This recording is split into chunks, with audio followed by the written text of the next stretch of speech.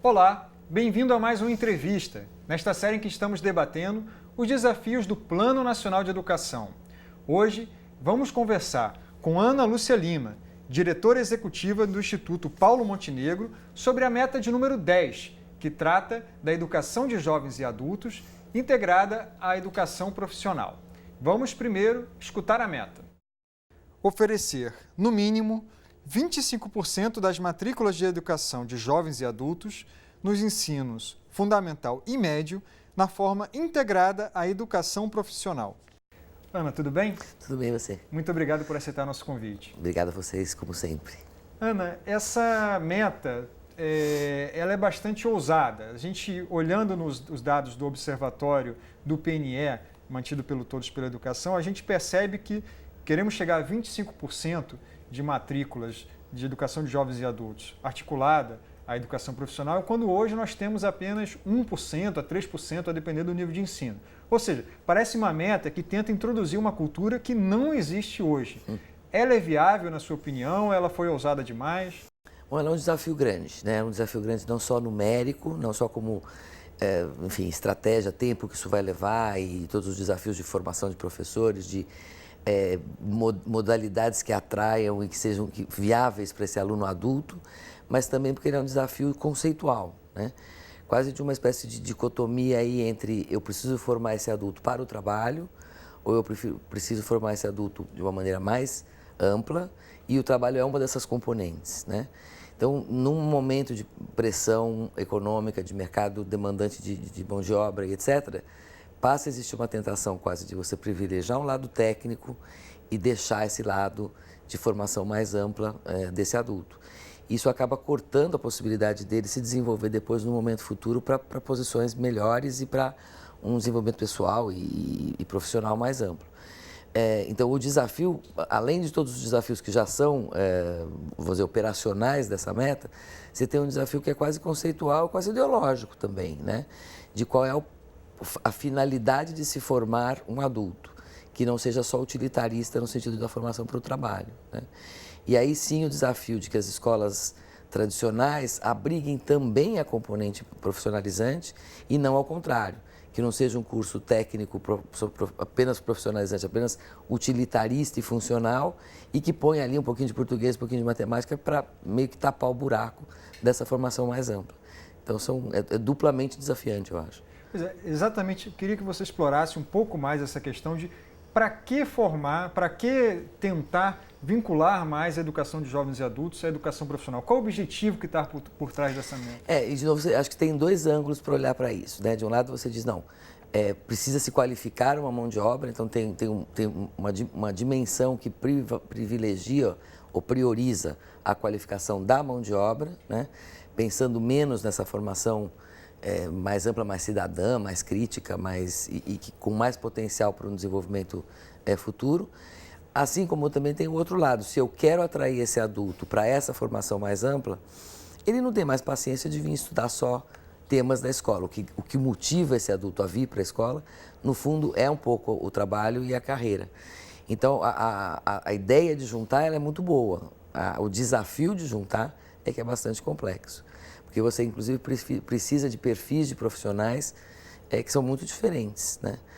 O pessoal que vem da estrutura da área de educação tem um tipo de formação, um tipo de engajamento, né? E o pessoal que vem da área técnica ou da área produtiva tem uma outra visão. E como é que essas duas coisas se encaixam é também um desafio. Pois é, e nada acontece em sala de aula sem uma figura importantíssima do professor. Sem dúvida. Existe esse profissional hoje, esse professor qualificado? Como que a gente vai formar esse professor capaz de fazer esse diálogo?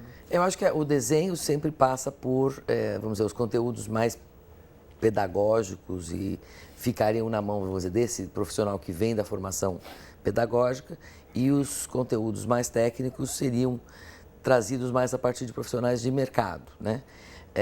E que por si só também são desafios aí, até de regimes de trabalho diferentes, legislações e etc. Porque não se espera que um professor formado em pedagogia consiga também praticar as diversas atividades profissionais.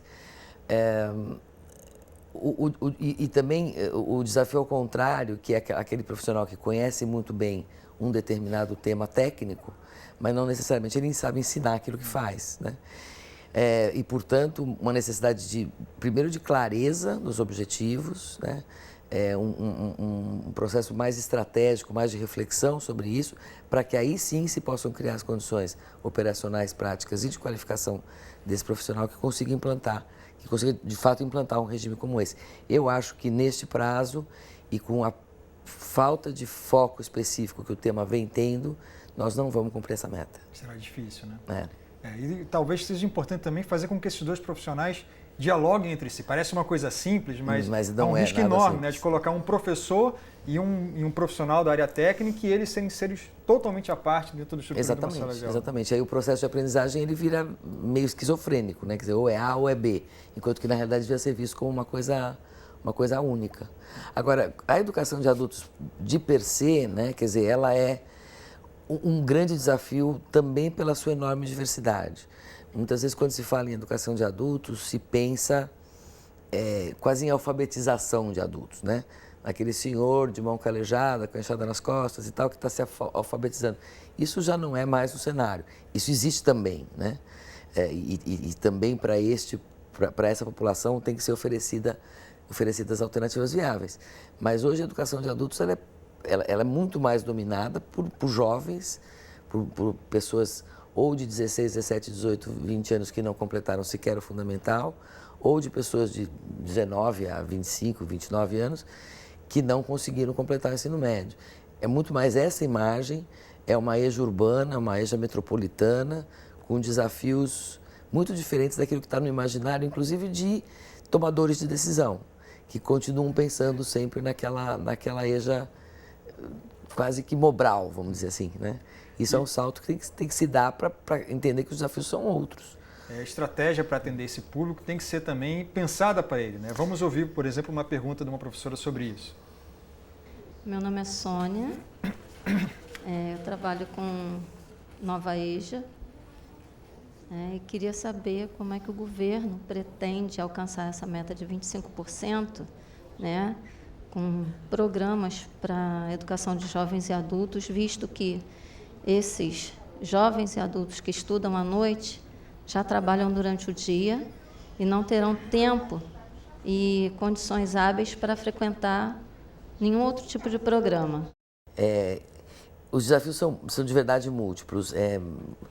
Qual é o espaço que vai abrigar esse estudante, né? Quer dizer, primeiro você tem uma questão de logística mesmo, pura e simples. Se o curso vai além de um curso muito, muito primário, ele requer equipamento, ele requer materiais, etc., para essa formação técnica, para essa formação profissional, e que não é impossível quase que espalhar pelas várias escolas da cidade. As determinações, né, as implementações das diretrizes educacionais no Brasil, elas estão sempre na autonomia dos estados e dos municípios. Então, não é uma solução. São 5.000 e tantas soluções e que, se por um lado tem a vantagem de estarem alinhadas ao contexto local, requer 5.000 pessoas pensando em maneiras de enfrentar um problema. Então, é um desafio importante. E eu acho que ele só se move a partir de demanda social, né? A demanda direta do aluno, a demanda do potencial empregador dessa população, mas a demanda também da sociedade em geral como um todo. Se ela não é vista como uma coisa prioritária, por uma coisa que faz sentido, como uma coisa que vira um anseio daquela comunidade, não vai andar, porque as prioridades são tantas, né? É muito mais fácil intuir que eu preciso educar a criança do que eu preciso educar o adulto, né? Que se você não tiver uma conscientização mais forte, você não consegue motivar sequer os gestores e os profissionais a viabilizarem uma opção como essa. Pensando um pouco do ponto de vista do empregador, a gente tem falado muito, assim, tem buscado soluções, claro, cobrado o setor público, o gestor da educação para oferecer oportunidades para esse público. Porém, esse é um público específico que trabalha. E aí a gente não devia cobrar mais que as empresas também tivessem não só investimento, mas também disponibilizassem, dessem tempo para que esse aluno conseguisse conciliar. É mais ou menos a isso que eu me referia antes, né?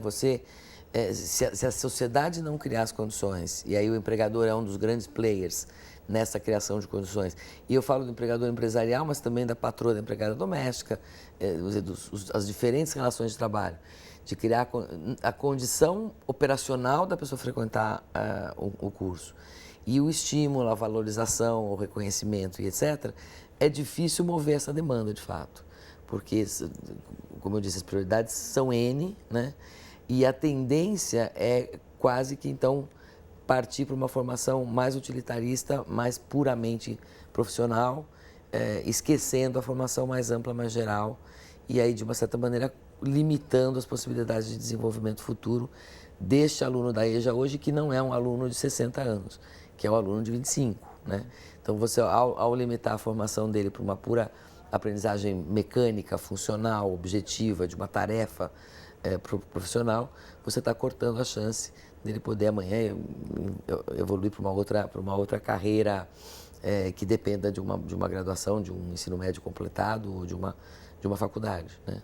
Ana, vocês do Instituto Paulo Montenegro têm uma grande expertise na área de analfabetismo funcional, né? Fazem pesquisas, avaliam isso. Eu queria perguntar como evoluímos nos últimos anos nessa questão no Brasil e, dado que boa parte desse público-alvo aí são analfabetos funcionais, como é que a escola tem que recebê-los? Então, a gente realmente acho que aprendeu muito e nos fascina muito esse mundo do desafio do adulto que quer continuar se preparando e podendo se desenvolver. A gente vem acompanhando no INAF desde 2001, né?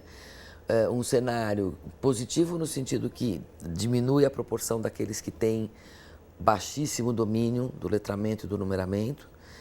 Quando a gente começou a medir, a gente encontrava nessa população de 15 a 64 anos 12% de analfabetos absolutos. Isso hoje, na última edição, que já é 2011, tinha baixado para 6%. Nós estamos indo para campo com uma edição agora, está indo para campo esses dias. E a gente acha que vai diminuir um pouco mais ainda.